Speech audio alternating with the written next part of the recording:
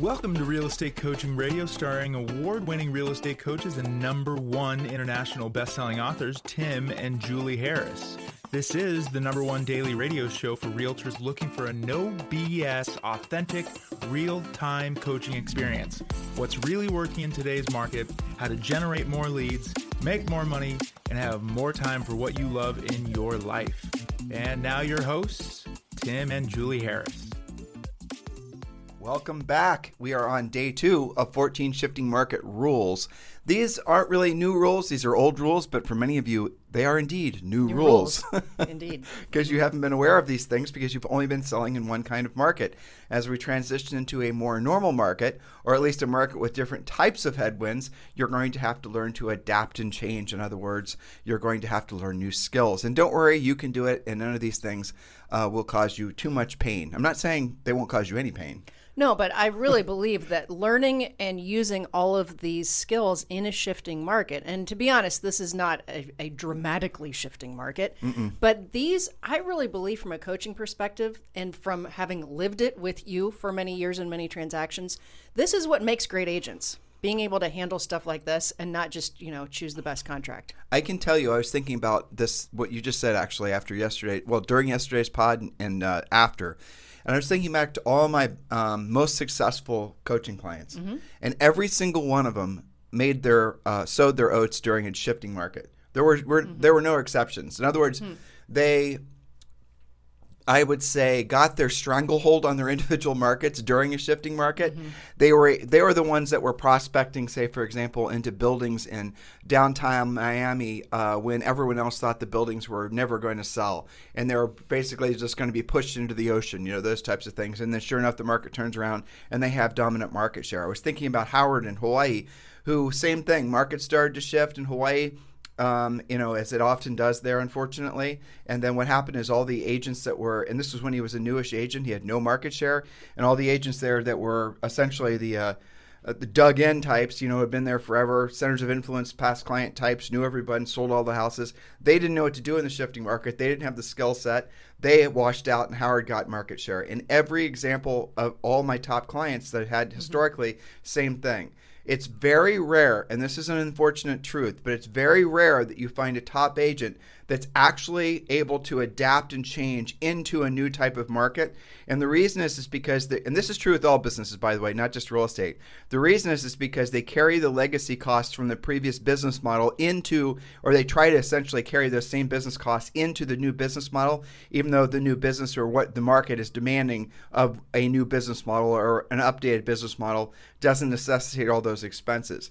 And you can see it, for example, just across the board. If you just think about this intuitively, if you're carrying a bunch of expenses that are associated with buying buyer leads, and last month the number of people applying for new purchased contracts, not refinances, fell 12%. Yeah. So if you're in the market as an agent or a broker and you're primarily focused on buying buyer leads and working with buyers, and you're spending that money and you think, well, I just need to generate more buyer leads, so I'm going to spend even more money, what's going to happen is you're going to slow the sinking of your ship, but it's still going down. Because really what this market's going to necessitate is an entirely different approach to the real estate business. And that is something that not very many people are willing to do. Why?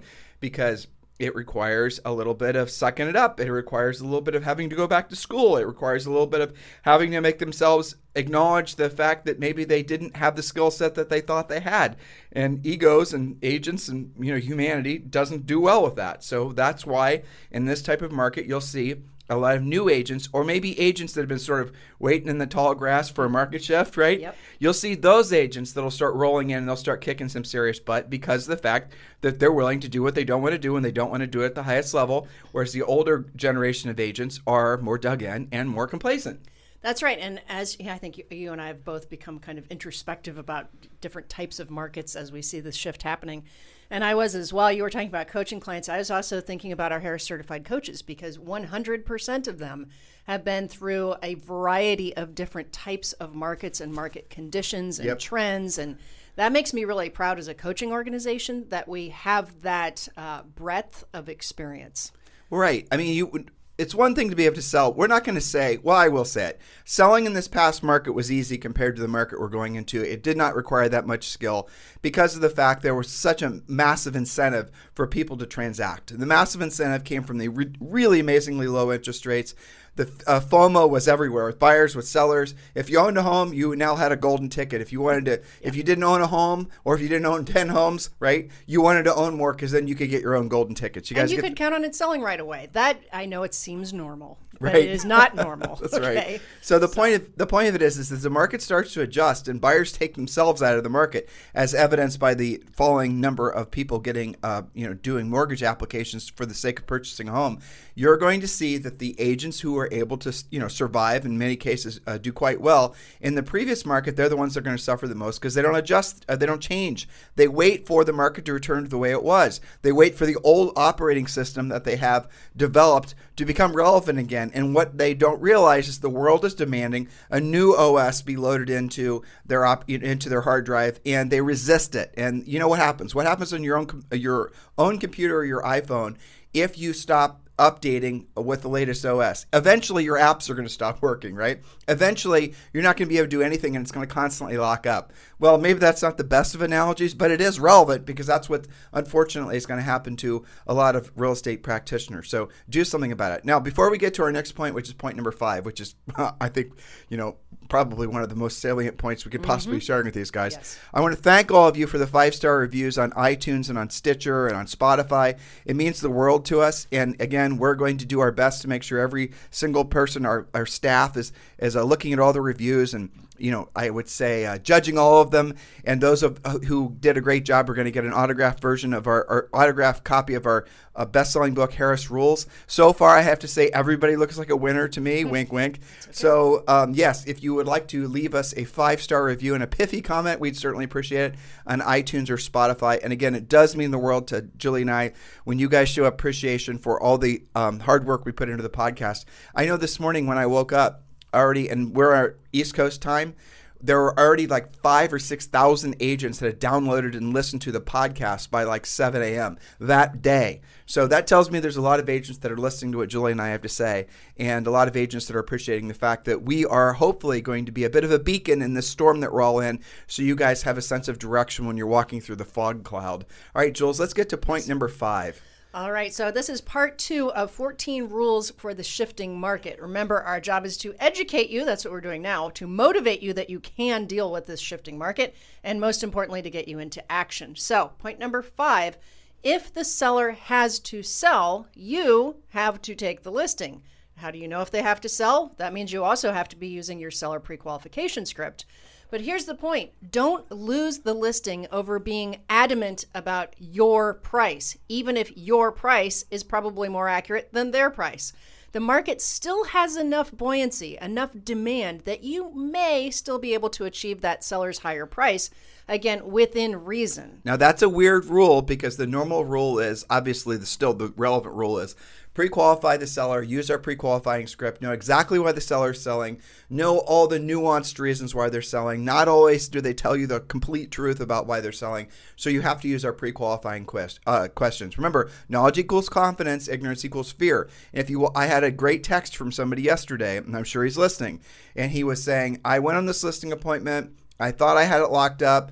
I followed the steps. I did everything right, but they ended up listing with the agent that they'd used forever in the past. And I just sent them back 3 questions. Did you know you were competing? And then I put in brackets because I already knew the answer. No. Did you send the pre-listing pack? I didn't. I just put a question mark on that one. Did you confirm they sent the pre-listing pack or read the pre-listing pack? And then last question I asked him was, did you make sure once you found out you were competing, had you asked the question, did you know that did you position yourself to go last when competing? And his response back was, I guess I have a lot to learn, because he realized he didn't follow the actual listing process. This is something that's on our website. It's from our premier coaching clients. You guys have got to be following all the steps. Don't skip a step. Don't just think because you listed some houses for your centers of influence and past clients, you know what the heck you're doing in a market like this. Because remember, in a market like this, what's going to happen is the sellers are naturally going to migrate towards the agents who are more professional, even if they do not have a personal relationship with them. That is really critical that you understand this. And I understand nobody else in the industry is telling you that. I understand that everyone else is telling you that they're going to just basically list with centers of influence. Sellers are going to choose people that they know, love, and care about. Yes, those people are going to have first bite of the apple, but that doesn't mean they're going to get the listing necessarily if they don't have the skill set.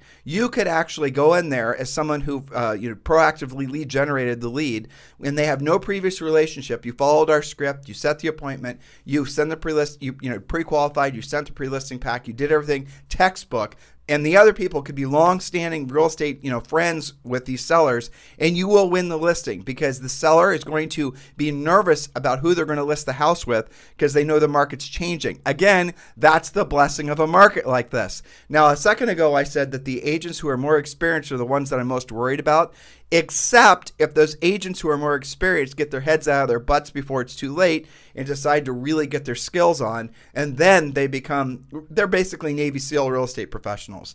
Don't wait too long to realize that you need to reset your software. You need to load new operating system. One of the best ways for you to do that is to become one of our premier coaching clients. We are told that it's the nation's #1 coaching system, and this does offer a daily semi-private coaching call with one of our new member coaches. Premier Coaching includes all of our scripts, all of our systems.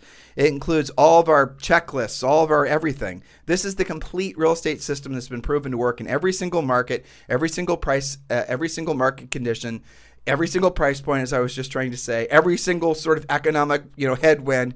We've been developing this system over the last 2 decades. This isn't something we just threw together. So if you're ready to take your business to the next level, which all of you should be, text the word Premier to 47372. Text the word Premier, Premier, to 47372. And remember, message and data rates may apply. I'm going to put a little bit of finishing touches on point number 5. Sure. All right? So here's the deal.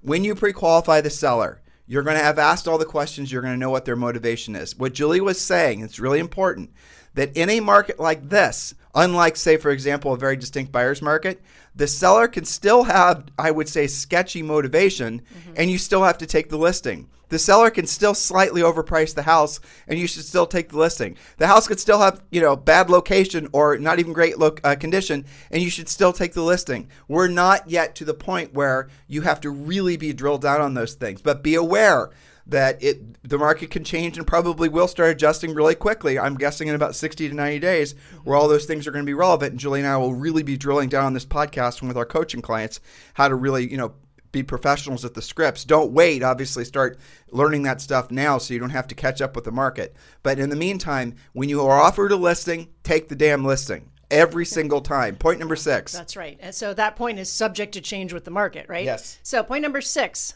since point number 5, brush off your price reduction scripts. And I wrote, wait, what? You don't have any because you've never needed them? Yikes. Well, yes, it is possible in today's market to actually overprice a listing and have it sit on the market. Now, for some of you, that means 2 weekends instead of 2 seconds. But this is called aspirational pricing, and it is the #1 reason we see expireds virtually every day. So don't let it happen to you. Yes, there is this thing called price reduction scripts. Of course, that's something that we do in coaching. The general rule is 2 weeks or 10 showings. If you don't have an offer you're working on that probably will be accepted, you need to adjust the price, not slice or reduce. Well, so I want you to pick up on what Julie was saying. These are all basically the types of scripts that professional uses. You don't say overpriced, you say aspirational pricing. You don't say lower your price, never say lower your price. You say lower your price to any seller. They're going to hate you forever, even if you think they don't. You tell them they need to reposition the house in the market to correctly reflect the buyer's expectations. These are all the nuanced approaches to having conversations with, essentially with your sellers so that they're receptive to what you're trying to explain to them. Do you guys remember the other day when we told you that what happens in a market like this is you have to be kind of 50%, psychologist, Dr. Phil, and you have to be 50% real estate professional? Well, these are where all this little phraseology that Julie and I developed over the years comes in. because sellers are going to be triggered by words that sound offensive to them. And you guys think people are, politically correct about different social causes? Well, trust me when I tell you, if you want to see a really triggered person, go tell a seller they need to lower their price. Cut their price, slash their price, reduce their price. None of this is okay. Especially in a market like this. Especially. They're going to cancel you, literally. Exactly. No bueno. So remember, these are rules for the shifting market. In a shifting market, it can seem like, 3 weeks on the market is a really long time. Assuming that we get more inventory and the days in the market stretch out, eventually this will normalize. But right now, you don't want to overcorrect and freak out your prospects. Well, what's really good is that there's going to be, let's say this is not necessarily good on the surface, but it is good overall. You are going to have more opportunities to sell houses to obviously buyers that maybe were priced out or weren't competitive enough as this market starts to adjust. And like I said, new purchase applications are down 12%. Month over month. Well, that means that there's still probably at least the same number of homes coming for sale, but now hypothetically there's going to be 12% fewer buyers to buy them, which means that your buyers are going to have more of an opportunity to actually acquire a house. Now, remember what we told you yesterday. Do not promise any of your buyers that you're going to get them a deal or beat the seller up, or you're somehow going to, somehow the shoe's on the other foot. There is no other foot. There is no other shoe. It's still a seller's market. Be clear about that. And if you use these hackish, amateurish approaches to try to get the buyer to work with you by lying to the buyer that somehow miraculously you're going to be the one agent that knows how to get the buyer a deal in a seller's market, well, you don't deserve to win, and nor will you win. If the seller does, or if the buyer does work with you, they're not going to work with you long when they realize that they're losing houses. This is still a seller's market. When it is not a seller's market, you will know. Julie and I are monitoring it. It has to do with days in the market. It has to do with less to sell price ratio. It has to do with absorption rates. Julie and I are studying different markets through Julie's private clients. We're studying different markets around the country. I assure you, if there's any meaningful change in the market, we're going to tell you. So far, no indication that there is. And this is leading edge information. We're not waiting around for Realty Track or NAR or whoever else, the St. Louis Fed or whatever. We're not waiting for any of these normal sources to come out with reporting data because they're reporting the past. Through our coaching clients, and we have thousands of coaching clients that are reporting back to us, and frankly, Julie's private clients, we are paying attention to what's happening in all these different markets because that is leading edge information. That's how Julie and I know what we know. All right, point number seven. Yes, always speak to the listing agent when you're representing buyers. Don't move that one. I won't. Don't lose it over I'm sorry. You're right there.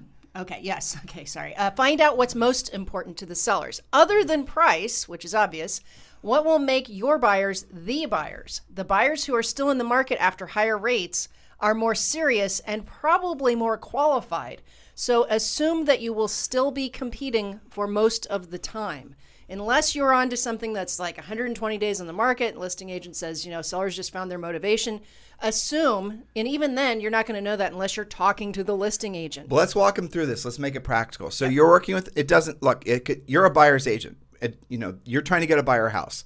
One of the stupidest things you can do is just send the offer in and be pissed off when the listing agent doesn't respond to you. What you need to do, and there's a little art and science to this, is you need to call that listing agent up and ask specifically what the most important things are. Be it, you guys hopefully have some people skills.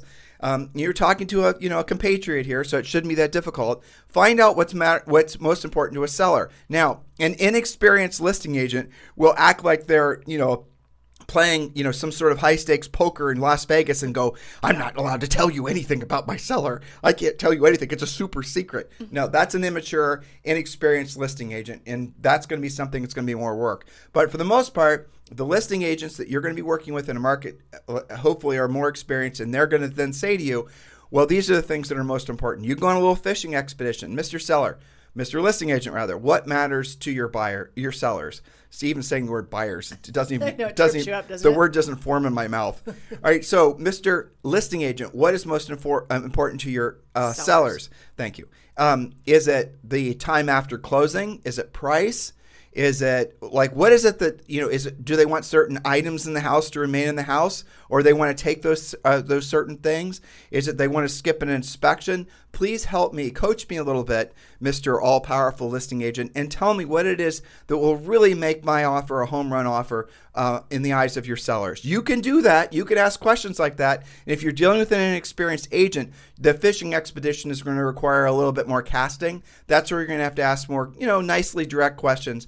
Like, ideally, so I can write this offer so it's most appealing to your seller, when would your sellers like to have give up possession of the house? How many days after closing do they want to have possession of the house? Obviously, there's maybe a lease back or something like that. Exactly. In some cases, they're going to want to lease back for 6 months, and your sellers or your buyers are going to get the house because of the fact that they're willing to stay in their rental for 6 months and allow the seller to do a rent back at their mortgage payment of the house that they're purchasing. Whatever it takes, this is how you have to be creative and work a little harder.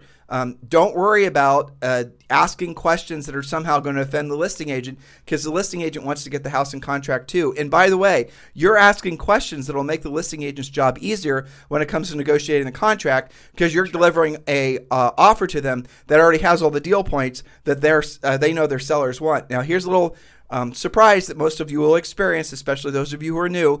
Rarely, and this is shocking but true, is the price the most important thing to the seller. Rarely is the price the most important thing to the seller. That's the reason also that when you call around a new listing that you've just taken, or even one that you didn't take but it's a new listing, and you're door knocking or you're calling the neighbors and you're letting them know about the market value of the homes for sale or the market value of the neighborhood, rarely do they have any clue what their house is worth. People don't follow money like you think they do. Just because you're in the real estate business, just because you're constantly aware of property values, does not mean any other human on planet Earth other than people with real estate licenses are thinking like you. Never think that money is the most important thing to people. And you know that it's not. Money is not the most important thing to people. Otherwise, there'd be more rich people. Many people will put convenience and hassle-free way ahead of money. Like, money maybe is top 5, but certainly not 1, 2, or 3. That's very true. Now, here's a little secret for all of you who are going to have to be doing this, calling the listing agent when you're on the buyer side and finding out what the bullet points are that will make your buyers win. That listing agent is going to be way more likely to give you all those details if and when you front load that with your buyer's loan commitment letter and or a call from their lender. We talked about that yesterday. Go back and listen to yesterday's podcast. We are going to do, Jules, the ultimate addendum thing? Yes. We should do a pod all around that. Yes, we all right, will. so we're going to go to point number 8. Yes, 8. Go ahead. Okay, point number 8, and this is fresh off of coaching calls, by the way. Expect more appraisal issues. Yes, you can still negotiate the appraisal gap in those clauses, but you need to be even more careful that the buyer can actually handle the difference, because the appraisal gap is starting to grow. Expect it to get bigger as the market shifts. Lenders are already tightening their requirements and being more picky. In the past week and a half, I have heard probably 5 or 6 different appraisal gap cases ranging from $10,000 to $120,000. How many of our listeners right now do you honestly think have any clue what you just read to them, honestly? Well, I'm going to do a whole podcast about appraisal gaps Okay. because that's a whole wild animal in itself. So here's what's happening, to break it down to the basics, right?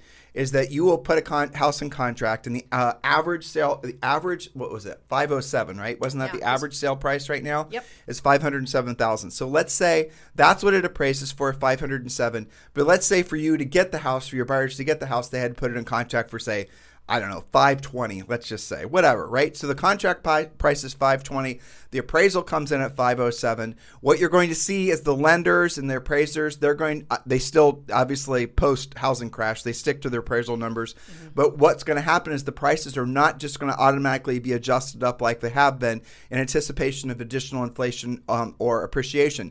They don't know the rate of monthly appreciation or inflation. So what's going to happen is the appraisals are going to become less buoyant. Now, to Julie's point, your buyer is going to have to pay the difference in cash, unless, of course, the seller can do a second mortgage, which we did a podcast about that.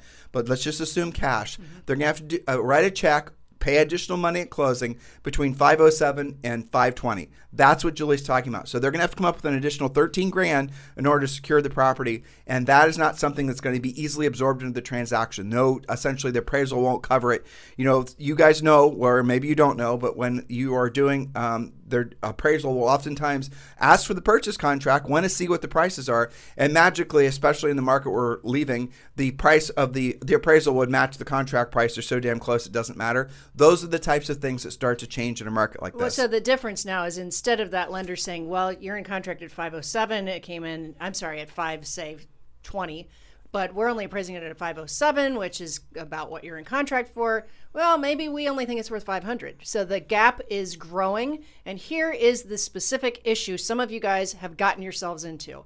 You write that your buyer will make up the difference in appraisal, okay? An appraisal gap clause. Most MLSs have that, right?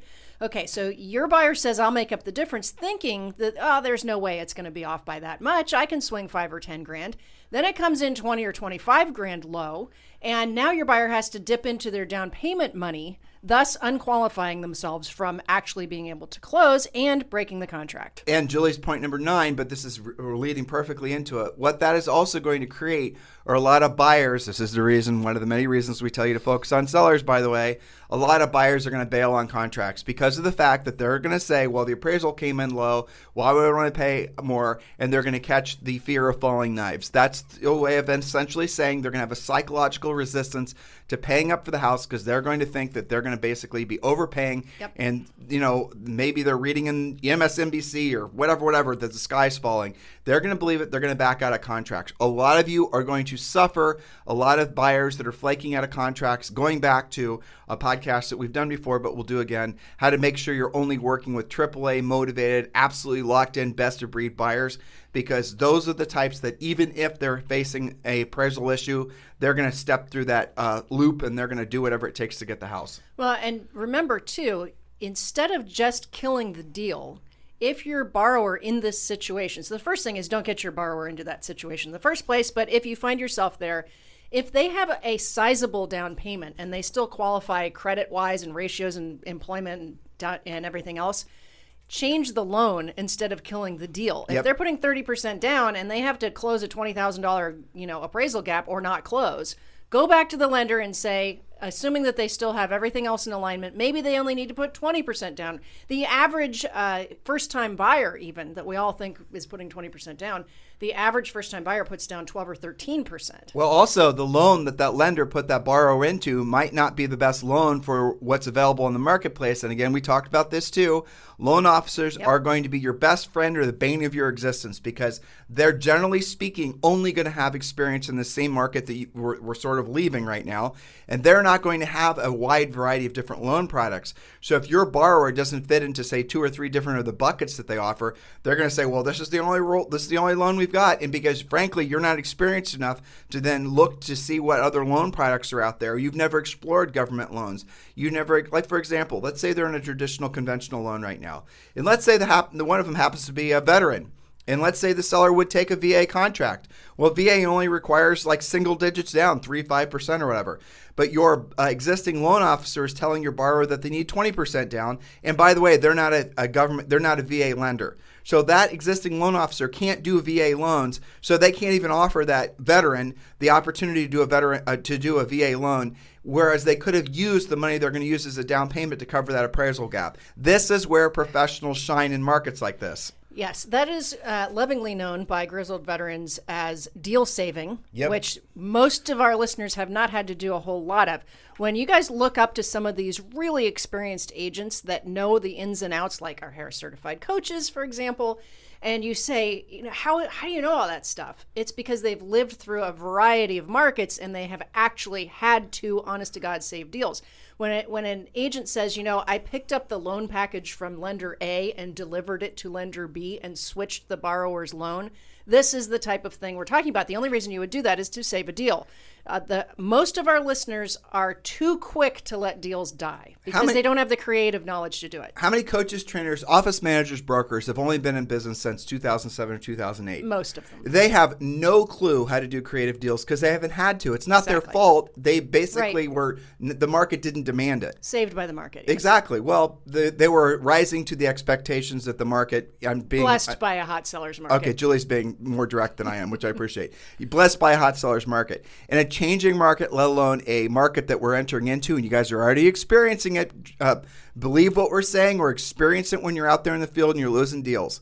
The reality of it is this new market, if you're not working with someone that's actually been through them, just ask whoever you're thinking about asking advice from. Oh, by the way, how long have you been licensed? If you find anybody that's been licensed for more than 10 years, first of all, that's probably a weirdo like Julie and I. Right. Right? But then ask them the next question. Okay, so how many houses have you sold?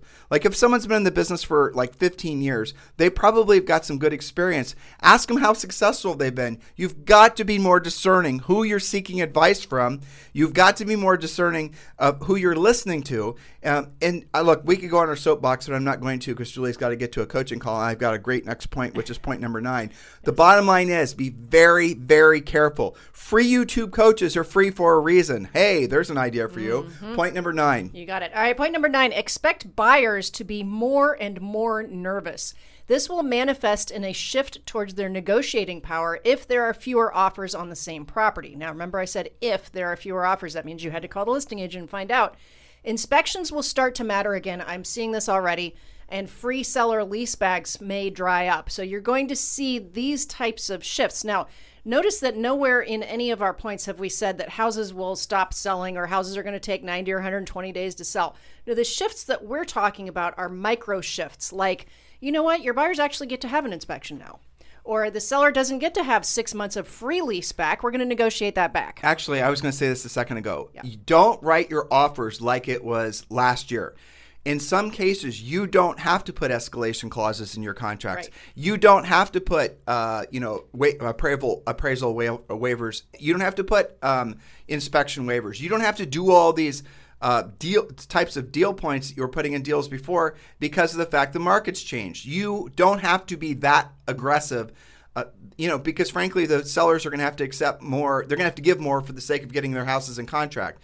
Ask the listing agent what's important to the seller. You have to make that contact first. Bond with them. Talk with them. Make them know that you're not a flake. Let them know that you've actually qualified your buyer and you've actually had the buyer up and down the financial mountain and the lending is completely approved. And if your buyers aren't that strong, then get them to be that strong because most listing agents, anybody who's been in the business for any sort of, frankly, more than, 14 years since the real estate, since 2007, 2008, anybody's been in the market for a while, they are going to know what we're saying from having learned it the hard way, from having learned that they should never accept buyer offers from buyers that are not basically completely approved. All these little nuanced things are what you guys learn in coaching.